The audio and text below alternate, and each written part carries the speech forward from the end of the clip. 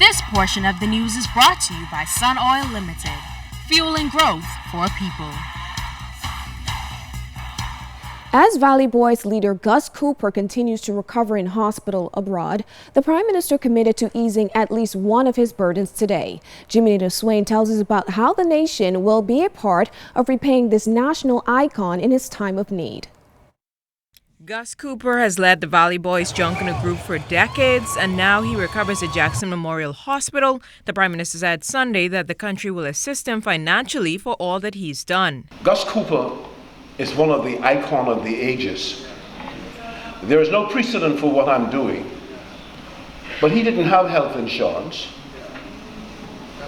And so I chose to, as the Prime Minister of the country, to step into the breach and to ensure that the country's humanity and recognition of the nobility of his service, right, meets the cost of his treatment. The Prime Minister's comments came at the 32nd anniversary service of Faith Missionary United, where the Valley Boys usually visit at this time with Bishop Reverend Dr. William Thompson. Cooper underwent brain surgery 2 months ago and is recovering in hospital. Mr. Christie warned Cooper that his work was not done. You took me into the Valley Boys 55, 56 years ago. You took us out there and you gave me and the whole community and the whole country pride. If you have to go to Bay Street in a wheelchair, you're going to Bay Street in a wheelchair. I say, if you can't talk, you'll point.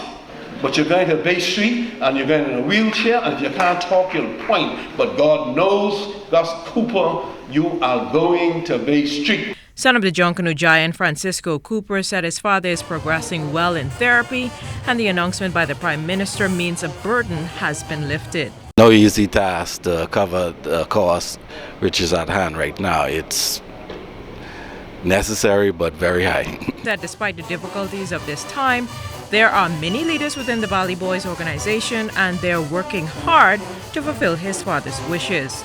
Jimmy Swain, ZNS Network News.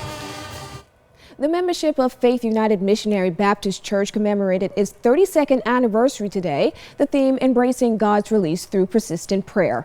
A selection from the Valley Boys Junkanoo Group left churchgoers invigorated. The nation's leader and fellow Valley Boy member Prime Minister Perry Christie was in attendance, where he lauded senior pastor Dr. William Thompson for his work with young men and his stellar record in leadership.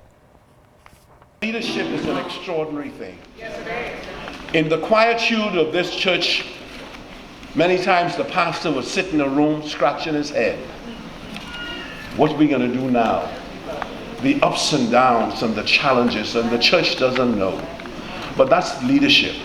That's why God gave him the assignment. And that is why God has kept him always as a strong, strong man and a strong, strong force in this country.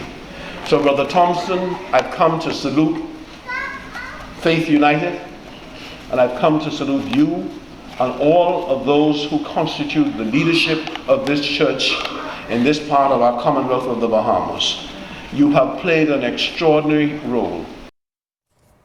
In June, a World Bank science report predicted a 2% rise in world's average temperatures in the next decade. Prime Minister Perry Christie suggested there has already been some impact on the country.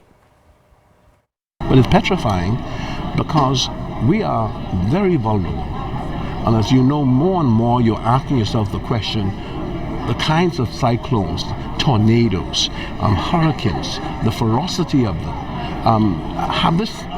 Were these things happening in the past, or is there something really going on? And that's why climate change becomes a major issue that we don't pay sufficient attention to.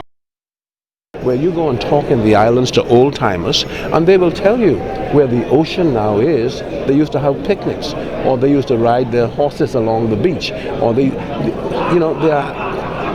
sea is claiming the land, and the whole idea of being aware of it is to have policies and have a world, okay, that is concerned that there are countries that are vulnerable to disasters, and that they ought to take those things into consideration as they deal with us on the international level. Minister of Labor and National Insurance Shane Gibson said that his ministry is presently reviewing the audit into the National Prescription Drug Plan. Mr. Gibson revealed that a forensic audit into the plan may not be necessary. I'm not sure it will be necessary to have the forensic audit. We're still looking at it, and so we are now leaning to not having the forensic audit based on what we see coming out of the regular audit for the plan. And hopefully once we complete the process of reviewing that audit and management letter, then of course we'll make a decision as to whether or not to go ahead. But based on what I'm saying now, I doubt we will be going ahead with the forensic audit. One of the things that the plan does call for in the Act is for a actuarial review, which should have happened in late 2011, and it didn't happen. I don't know why. It also called for a strategic planning and evaluation committee that should have been appointed by the minister. It was never done under the previous administration. I don't know why. And so the fact that the audit is now completed, we're reviewing that. The fact that the strategic planning and evaluation committee wasn't appointed, we're going to appoint them. Student orators, get ready. The King Store National Parkinson Foundation of the Bahamas will be hosting its 3rd annual speech competition under the theme, This One's for You, the Hope to Cure Parkinson's Disease, on October 27th at the Performing Arts on Shirley Street. This competition is open to students in grades 7 through 12. Foundation officials emphasize the need for more Bahamians to learn more about this disease. It's one of the areas of great use and potential great use for stem cells is in the treatment of chronic neurologic disorders. And there's a lot of research going on around the world using stem cells with respect to Parkinson's and a number of other chronic diseases like multiple sclerosis and Lou Gehrig's disease. It really has a strong social and financial impact on families. It ensures that competitors are alert and on the cutting edge of technology, and competitions such as this also ensure that they are educational and they help to inform public policy. The country's 40th independence celebrations continue. 40 men were honored during the National Men's Awards. The men were recognized for their outstanding contribution towards the growth and development of the Bahamas. Among the awardees were House Speaker Dr. Kendall Major, Police Commissioner Allison Greenslade, Christian Council President Reverend Ranford Patterson, and former track great the late Thomas A. Robinson.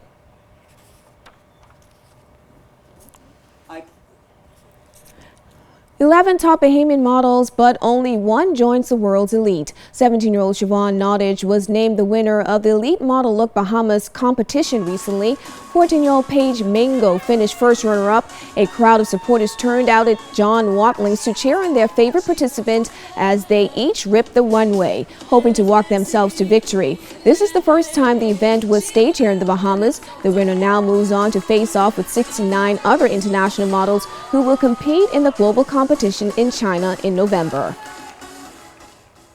The Eugene DePuy Law School welcoming its largest class in history this semester.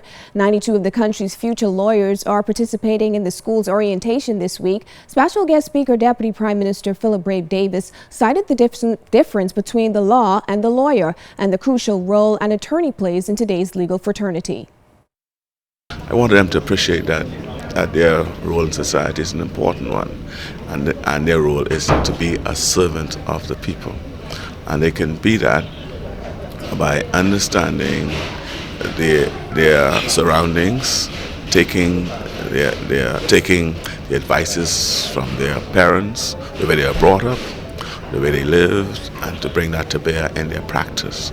And that is what I try to impress upon them. I also wanted them to appreciate that the law is not a perfect environment, and though it is designed and intention to be perfect, it is not always perfect. The DePuy Law School senior tutor Clive Guy pointed out how many of their graduates have become productive members of society. That's why he was pleased Minister Davis was available to offer valuable food for thought. The DPM was very much responsible for having this law school established in the Bahamas. At that time, there was a lot of competition between the OECS and the Bahamas as to where the third law school of the Council of Legal Education would go, and the Bahamas won. And that is why we've been established here since 1998. It's not just putting more lawyers out there, but rather it is very important to have a very strong bar and a very strong bench, because that lends, of course, to proper rule of law, and of course it helps to strengthen democracy. Coming up in sports, find out who won this game and more highlights from the men's showdown. You're watching The Bahamas Tonight.